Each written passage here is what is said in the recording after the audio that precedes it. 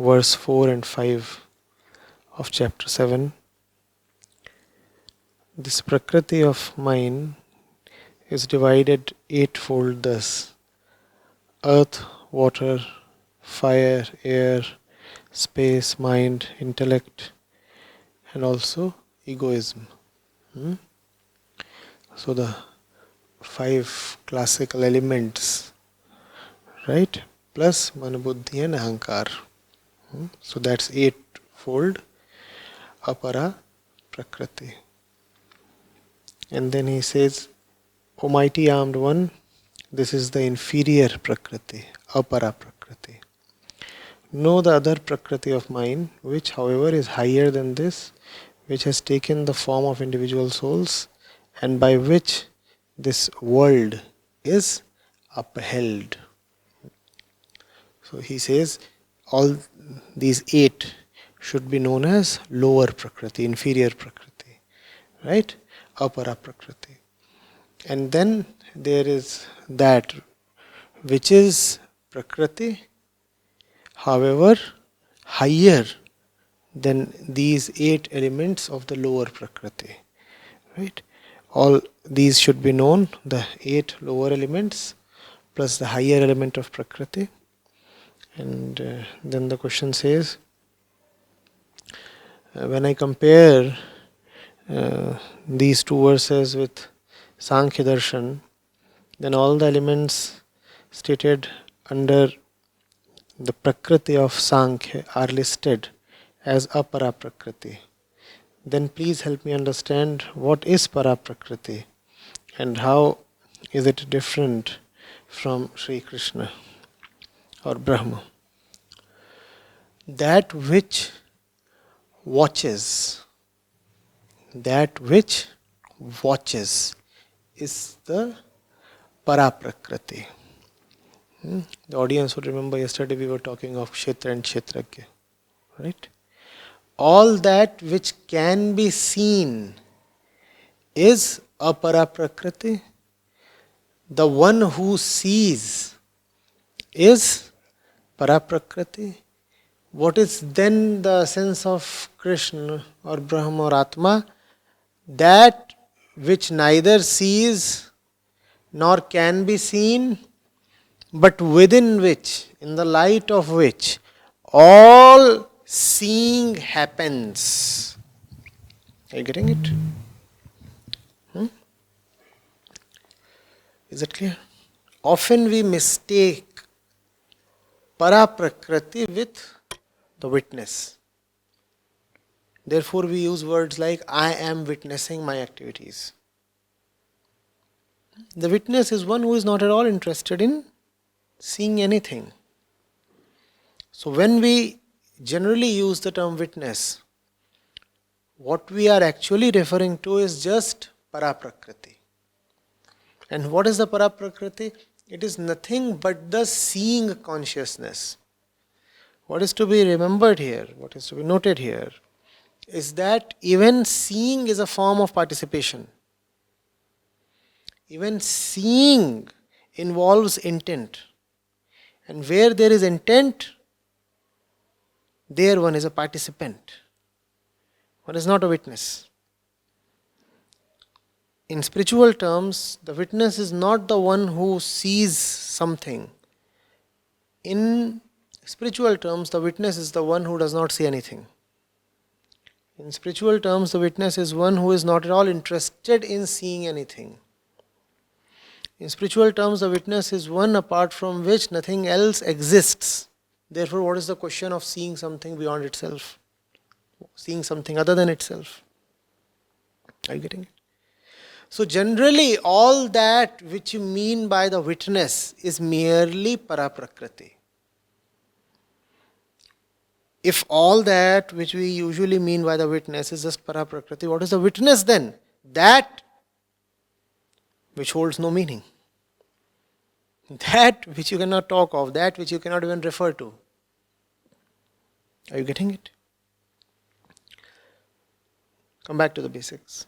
So, Prithvi, Agni, Jala, Vayu, Akash, the 5 classical elements, plus Manabuddhi, Ahankar, all this is Para Prakriti. Why? Because all these can be seen. All these are the objects of the seeing consciousness. If you want to see, can't you see your own ego?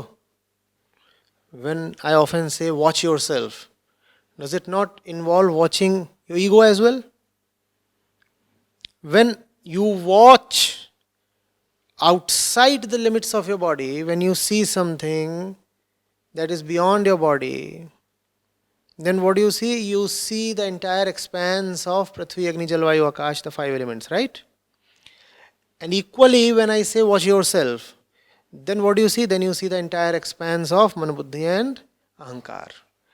But what is common between these 5 plus 3? All of them are available to be seen. And it's a good spiritual practice to watch all of them. Observation. No? Looking outside, you watch the first 5. Looking within yourself, when you look at the processes of the mind, you watch the other 3. Right? Who is the one who watches all 3? Not the Atma. Not the Atma. Who is the one who watches these 3 plus 5, all 8? The Para Prakriti. The Para Prakriti too is mind. The Para Prakriti you can call as the seeing consciousness. Sri Krishna says, Para Prakriti is that which illumines the bodies of all. By that he refers to the shining consciousness within all of us. That consciousness which can see. That consciousness which illuminates everything and therefore watches everything. Right? Now, out of these 8 elements of Apara Prakriti, which ones are easier to watch? Right. The ones that are outside the body. They are the easiest to watch. So, even the 8 elements of Apara Prakriti can be divided into 2. The first 5 that are easier to watch. So when I say observe, usually people begin with observing the game of the first 5. So they'll say we are watching that, oh something is happening there, something, all these things. All this is about watching the interplay of the first 5 classical elements. Then as your power to observe increases, as you become more penetrative, then what do you start watching? The next 3. Mana, Buddhi, Ahankar as well. Then you start watching, oh, I know now what is going on. Right? And who is the one who watches? The Kshetragya, the Para Prakriti. Right? None of these is Brahma Tattva or Atma or Sakshi. We will not conflate that. Right? That is beyond, not to be talked of. Clear? So that was the question. Please help me understand what is Para Prakriti and how is it different from Brahma? It's a good question to ask because often people mistake Para Prakriti for Brahma. They mistake the seer for the witness. There is a difference between seeing and witnessing. There is a difference between seeing and witnessing.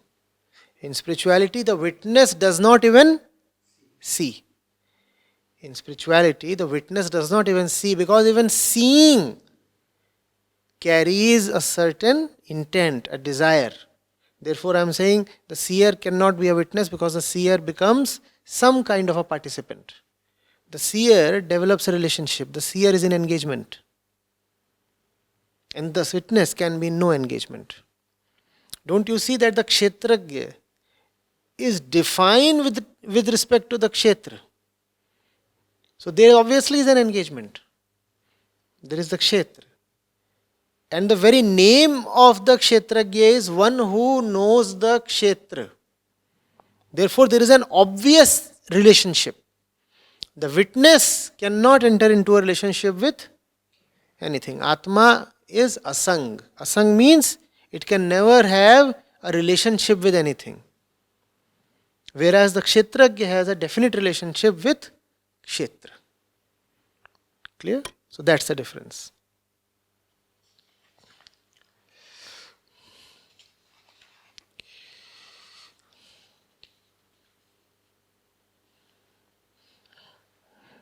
What moves into Krishna?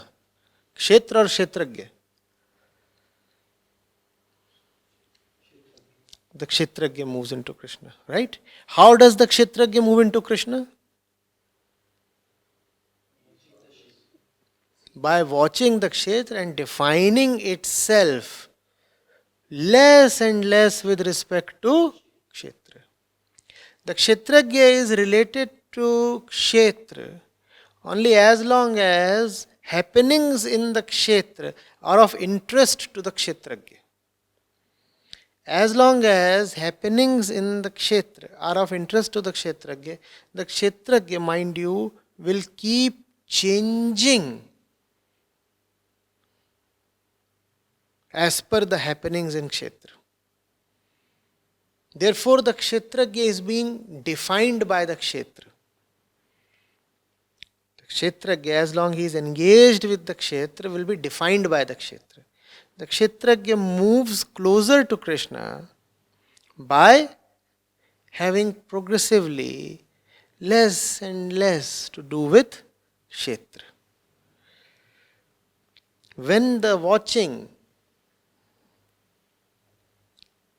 starts losing its purposefulness,